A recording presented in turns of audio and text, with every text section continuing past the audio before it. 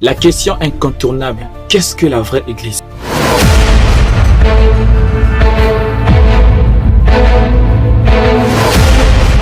Je ne vous le dirai qu'en 3 sous-points.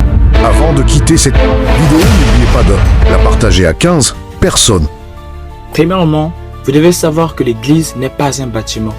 L'église désigne tout d'abord un peuple, une génération ou des personnes, des hommes. C'est-à-dire l'église, c'est toi et moi. Lorsque tu vas à l'église, ne regarde pas le bâtiment de votre église, mais regarde les gens qui s'y trouvent, leur cœur, leur nature. C'est ça la première caractéristique d'une vraie église. Deuxièmement, une église authentique et vraie est fondée uniquement sur Christ. J'ai bien dit sur Christ. Matthieu 16, je crois le verset de Jésus nous dit « Je bâtirai mon église ». C'est un verset de Jésus, c'est Jésus qui parlait.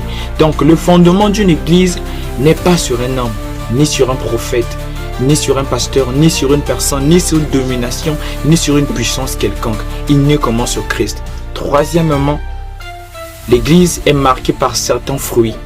Premièrement, on a l'amour. Deuxièmement, la transformation intérieure. Lorsqu'on va à l'église, c'est pour être transformé. Si jusqu'aujourd'hui dans ton église, tu n'es pas encore transformé, c'est que tu n'es pas dans la bonne église. Il faut trouver une solution.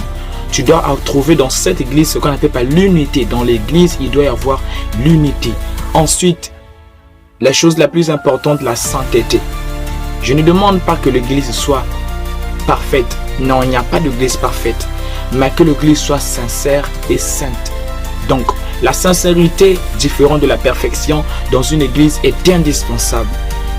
Donc, dans la dernière vidéo, nous verrons comment rester mature spirituellement dans un monde rempli de divisions. Que Dieu te bénisse pour ta présence.